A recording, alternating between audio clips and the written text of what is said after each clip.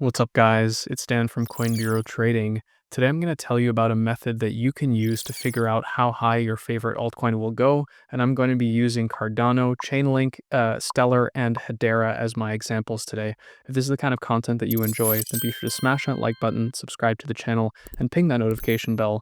Before we get started, do keep in mind that nothing in this video is financial advice. It's just my personal analysis of the crypto market. Your analysis could be different, and if it is, that's awesome, because the more difference of opinion that we have, the better traders and the better investors we're all going to become.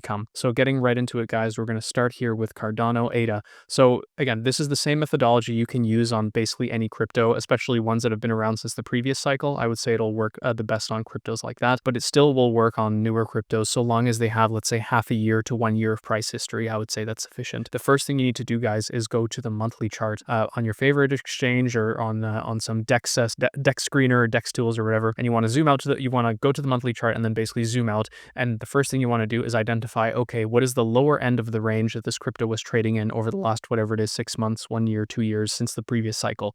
In ADA's case, it's very easy to tell that lower range was somewhere around 30 cents, right? So as a lower range, should be super easy, super simple to identify. Okay, next up. Now we have to figure out where is like the first major zone of resistance where prices have struggled to get above. And again, if you have an altcoin from a previous cycle that's been around since the previous cycle, like Cardano, then it should be pretty easy to identify again on the monthly chart roughly where that resistance is going to be, especially since there's a pretty good chance that this resistance level was probably hit either early last year or late last year. And in Cardano's case, again, very simple to identify, very easy to identify. It's somewhere around $1.30. So then to figure out where ADA is going to be headed next, let's say in the medium term, all we would have to do is take the difference between this like lower range and this, let's say, first resistance level, which is around $1, and we just add that to the first resistance level here. So we add $1 to $1.30, and that would give us a short-term target, let's say for Cardano, of around $2.30. And then this is where things get a little bit interesting and also a little bit tricky. So listen carefully. Once you have to kind of like, I guess, once you've identified again like this, these two levels, then you have to kind of like zoom out again and kind of like squint your eyes, or if it helps you guys, you can literally just delete this trend line, delete this, and then just imagine for a second, okay? Imagine that Cardano has broken above, let's say, $1.30, and now it's somewhere in between this range, headed up to a $2.30, or maybe already somewhere at a $2.30. The next thing you have to do then is kind of like almost like squint and zoom out and think, okay, so then this whole massive pattern that we're seeing here, this whole thing is almost like, some like double bottom or cup and handle or whatever pattern you want to say. And you would basically take the difference then between these two levels, again, between the lowest range and the highest range, and you would look at the difference between those two, which is of course $2, and then you add $2 to $2.30, and of course that would give you a cycle top target for ADA of somewhere around $4.3. And again, like it's a very simple method. I would say that this is even like a conservative method. We're going to do it with Chainlink, with Stellar, and with Hedera in just a second. And if you're typing in the comments saying, oh well, I think ADA is going to go to $10, sure.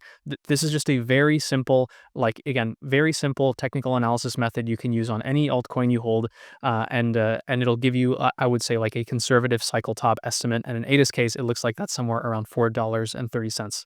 Moving on now to Chainlink. Again, same idea. Always easier to do this again with altcoins that have existed since the previous cycle. But if you have something, for example, that's been chopping in a range, let's just imagine that like Chainlink, was missing all of this price history going before 2023, then we would still have enough information here to get a sense like, okay, the lower range of this here is somewhere around $8 and the upper range is somewhere around $28, right? Again, it's easier to do when you have an altcoin that's been around for a while. Again, with Link, super easy to identify. Lower range here, somewhere around $8. You could say it's $7.50. We don't have to be super exact here because again, when we get to the cycle top, prices are going to be super volatile. So don't, be thinking exactly it's going to be whatever it is, like 87.24 or whatever. It's probably going to go significantly above that level or below that level, right? It'll be somewhere in that ballpark. Again, looking first step, zooming out to the monthly, and then also zooming out on the monthly chart and looking at, okay, where's the lowest range here for Chainlink? Somewhere around $8. What is kind of like the first major level of resistance? It's somewhere around $28. And as I shoot this, then Link looks like it's on the breaking above it. Of course, once it does, then all we have to do to figure out the next level it's going to go to is basically to look at the difference between these two levels. So the difference between $8 and $28 is of course $20. So we would just add $20 to $28, and that would give us a, let's say, medium term target of $48. And again, again, same idea to what we saw with ADA.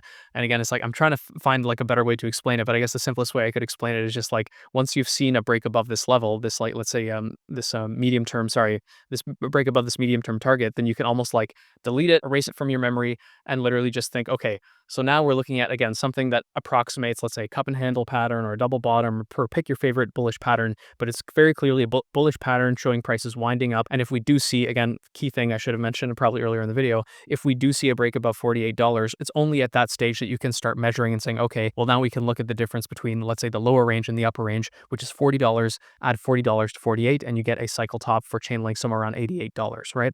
And again, some people in the comments might say it's going to go much higher, or maybe it'll go lower. Again, this is just a very simple method to give you a sense, to give you a conservative cycle top target. And again, just to really drive that point home, is that you have to wait until these targets are basically, we have to wait until there's confirmation above these targets before getting too bullish. So for example, we would first need to see Link get above this $28 level, which I just deleted. It would first need to get above that level before you can start getting excited about $48. And same idea, you would need to see Link break above $48 before you start getting excited about 88, right? Same idea here with ADA. You know, we would need to see ADA break above $1.3 before we start getting excited about $2.3, and we would need to see a break above $2.3 before we start getting excited around $4.3. And in my personal opinion, for whatever it's worth, I do think that ADA will probably rally to somewhere around $4.3. I do think Link is going to rally to $88. And if you want Stellar and Hedera, then you're going to need to stick around for just a second, because I do need to tell you guys about the Coin Bureau deals page. That's where you'll find some of the biggest deals that you can get on exchanges. I'm pretty sure that the Coin Bureau has secured the biggest discounts, the biggest deals, you know, in terms of like cashback and trading fees, and like, you know, literally hundreds of thousands of dollars, double digit like cashback bonuses and fee discounts on some of the best exchanges that are out there. You will not find any better deals, I can almost guarantee, through any other, you know, like crypto channel or anything. And when you use these deals, again, they're completely free. They help you out, they help us out, and they help out our partners, whether it's Binance or 2bit or Aaron for that matter with his Better Traders course here. And of course, we even have deals on like hardware wallets and trading bots and tax tools and everything you could possibly need. So do check out these deals using the link in the description or in the comments when you get a second. It'll really help us out, and it'll help you out, and of course it'll help our partners out. Again, same methodology. Moving on now to Stellar, aka XLM, and we can even go further back here. That of course there's price history going all the way back to 2017. This is also the case for like ADA and some of these other cryptos, but just so long as, again, like the ideal scenario is they have price action going back to the previous cycle. If not, then even just having the last, let's say, 6 months to a year of price action, that should be enough. You can literally just imagine, okay, imagine this whole thing behind us is deleted. You still end up with the same, let's say, again, imagine everything before, I don't know, 2024 is just gone here for XLM's price action. You still have enough information to basically get a sense of where the target is going to be, right? So again, using the same method, what is the low range here? Somewhere around 10 cents. What is the, let's say, first level of resistance? It was somewhere around 30 cents, and you could see that got broken above pretty clearly last November. It's also where there was some support on the way down. Of course, there was a little bit of deviation below that earlier this year, but again, starting point of around 10 cents, the midpoint, let's say first resistance level was around 30 cents. And in contrast to many other altcoins, of course, XLM is already at like this, let's say, upper resistance level before it's, you know, potentially going to blast off to a new all-time high, which again, we can measure using the same methodology we did before. So again, for the starting point, and then we have this midpoint, the difference between those two is around 20 cents. Of course, that's why XLM rallied up to around, let's say, 50 cents, technically 55. Again, don't have to be super exact here. And then the difference, of course, but we would, you know, once we get a break above this 50-cent level, we just delete, you know, pretend that doesn't exist, and we just look at the difference between these two levels, which is 40 cents, and we add 40 cents to 50 cents. And of course, that would give us a target for XLM of around 90 cents as a cycle top, which I actually do think I've been pointing out in my videos earlier this year. Again, same idea now with Hedera, also looking super awesome. Similarly to XLM, lowest point, again, we're zooming out on the monthly, everything, right? Be zoomed out on the monthly or on the weekly if that's easier for you. Again, even if we don't have this price history going, let's say before 2024, imagine we just have this chart, we would still see the same thing, right? We would still see this lower range of somewhere around 5 cents. We would still see this like mid range of somewhere around 20 cents. We would still see this upper range of somewhere around 35 cents, right?